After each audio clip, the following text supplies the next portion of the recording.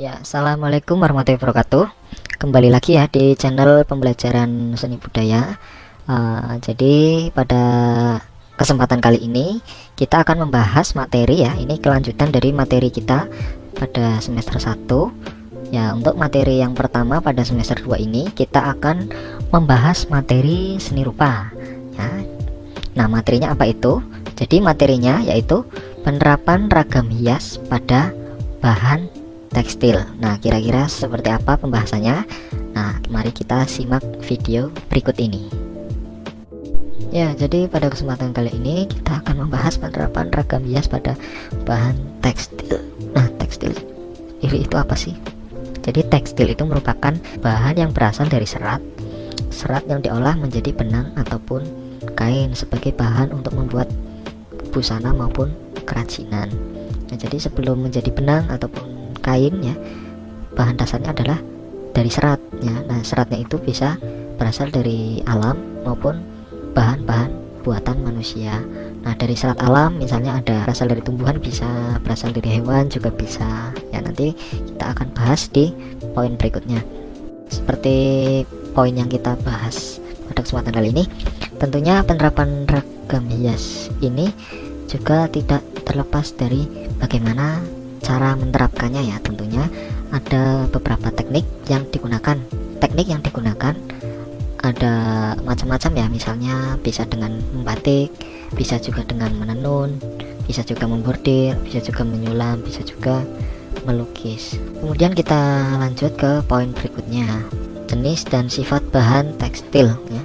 Nah, tekstil ini biasanya memiliki sifat dan karakter yang dimilikinya ya. Maka dari itu di sini kita kelompokkan ya berdasarkan jenis dan sifat bahan tekstil ya. Yang pertama jenis ya. Jenis tekstil ini bisa kita kelompokkan berdasarkan 4 jenis. Yang pertama berdasarkan jenis produk, yaitu serat staple, benang, kain, serat filamen, dan produk jadi. Yang kedua berdasarkan jenis bahannya, yaitu serat alam, serat sintetis, dan serat campuran. Ketiga berdasarkan jenis warna, yaitu putih, berwarna, dan bermotif ya. Kemudian berdasarkan jenis konstruksinya, ada tenun, rajut, renda, benang tunggal, kempa, benang gintir ya. Itu adalah beberapa penggolongan jenis bahan. Nah, kemudian kita akan membahas sifat yang dimiliki dari beberapa jenis bahan tekstil. Nah, ini yang pertama ada katun ya. Biasanya sering digunakan pada bahan kaos ataupun pakaian yang sehari-hari kita sering pakai. Nah, sifatnya ini menyerap air, mudah kusut, lentur, dan dapat disetrika dalam temperatur panas yang tinggi. Kemudian bahan wol.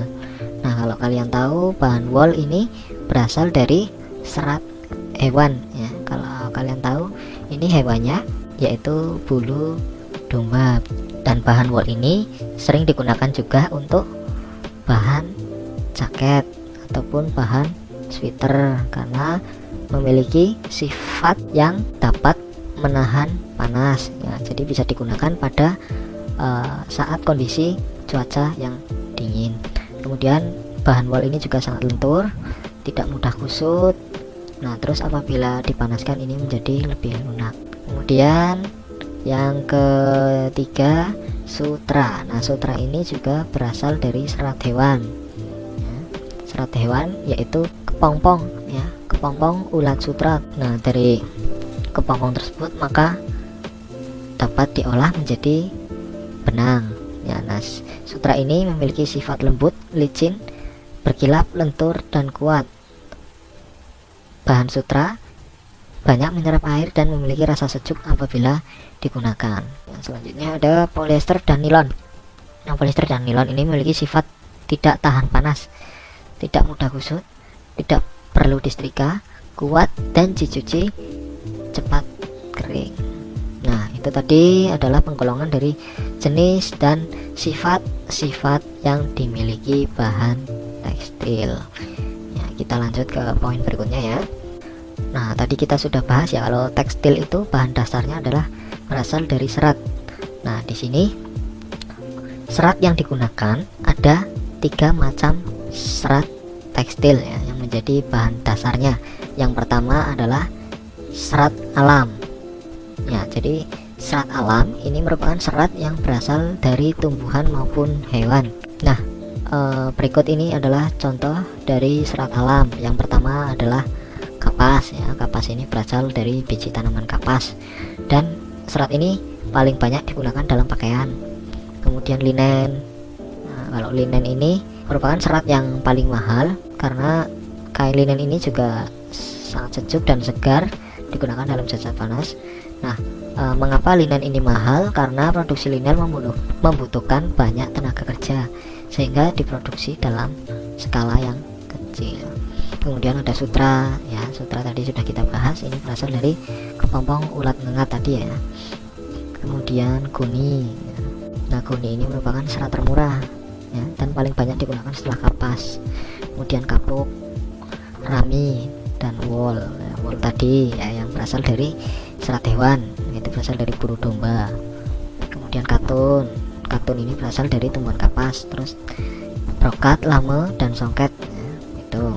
Nah, ini adalah beberapa contoh dari serat alami. Kemudian selain dari serat alami, ada juga serat yang memang dibuat dengan bahan-bahan buatan. Nah, misalnya di sini ada selulosa. Nah, selulosa ini berasal dari selulosa dinding sel serat kapas yang disebut lintar atau kayu pinus. Nah, untuk selulosa ini juga dibedakan menjadi 3 jenis serat. Yang pertama ada rayon, asetat, dan triasetat. Kemudian yang kedua ada serat non selulosa. Nah, serat non selulosa ini berasal dari serat buatan non selulosa. Di antaranya contohnya ada serat polimer, serat metalik, serat mineral, serat protein, serat karet, dan serat kaca. Kemudian untuk jenis serat yang ketiga merupakan serat yang berasal dari dalam tanah ya, atau istilahnya namanya serat galian. Nah, ini contohnya ada asbes. Asbes ini banyak digunakan untuk sumbu kompor minyak tanah. Kemudian yang berasal dari logam. Nah, kalau kita tahu logam itu kan besi atau tembaga atau aluminium. Nah, ternyata melalui proses khusus logam juga bisa digunakan atau diolah menjadi benang ya. Dan benangnya itu macam-macam, misalnya benang emas, benang perak, tembaga, dan aluminium ya. Itu adalah beberapa contoh unsur yang dipakai dalam membuat bahan tekstil. Jadi ada 3 unsur serat yang digunakan: serat alami, serat buatan, dan serat galian tadi. Sama halnya dengan jenis dan bahan pewarna ya yang digunakan pada tekstil. Ini juga ada 2 macam jenis zat pewarna yang digunakan. Jadi yang pertama zat pewarna alam. Nah, seperti yang kita tahu, zat pewarna alam tentunya pasti berasal dari bahan-bahan yang tersedia di alam. Nah, untuk zat pewarna alam ini umumnya diambil dari tumbuhan maupun hewan.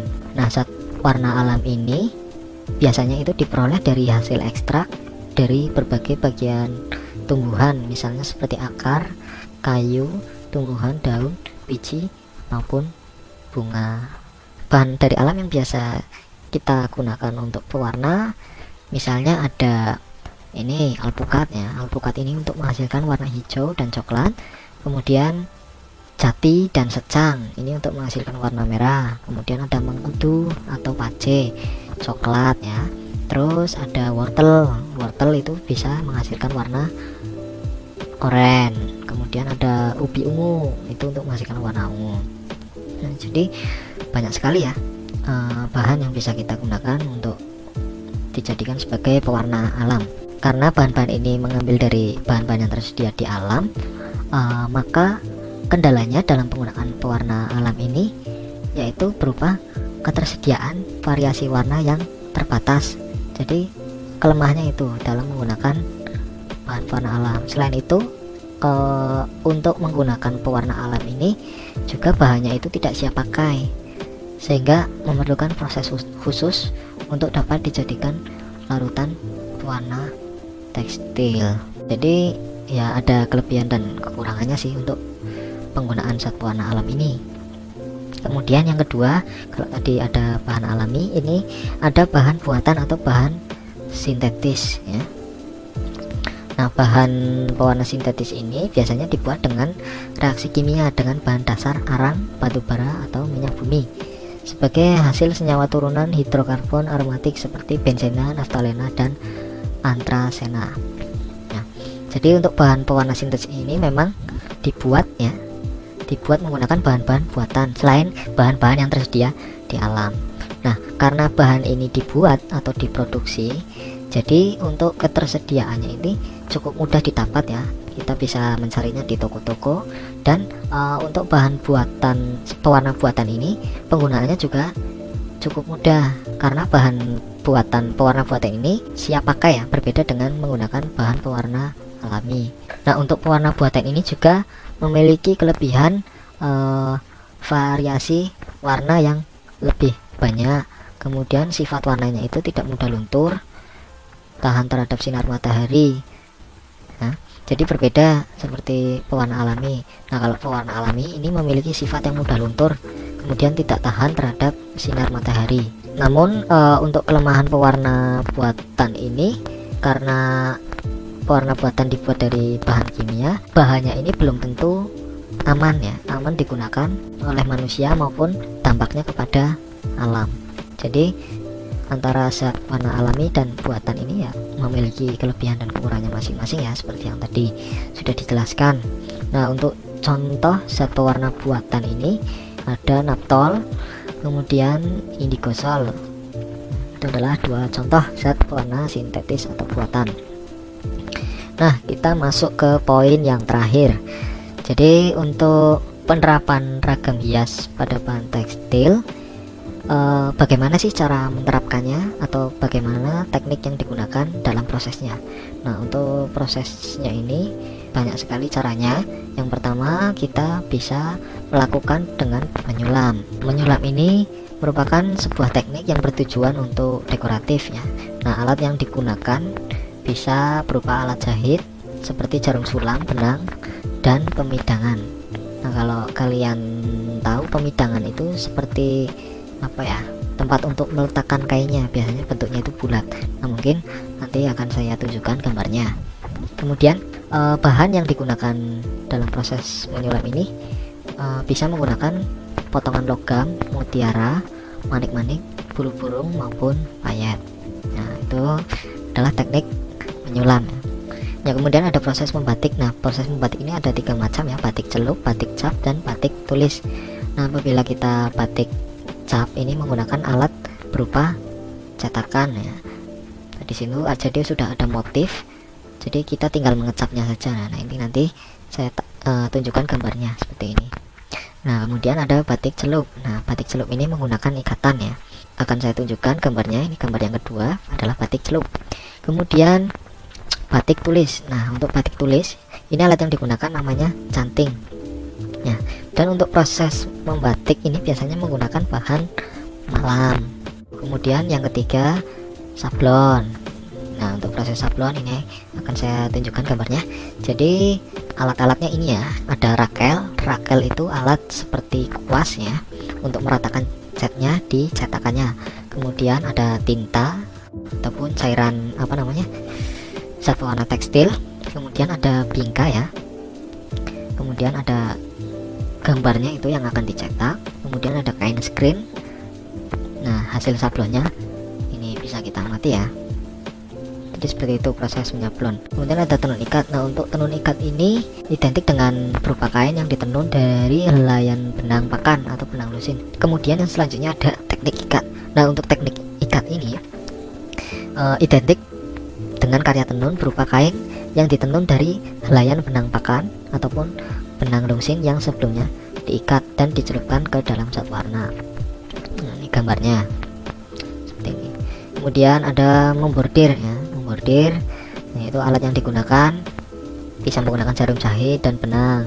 Kemudian yang terakhir adalah teknik songket.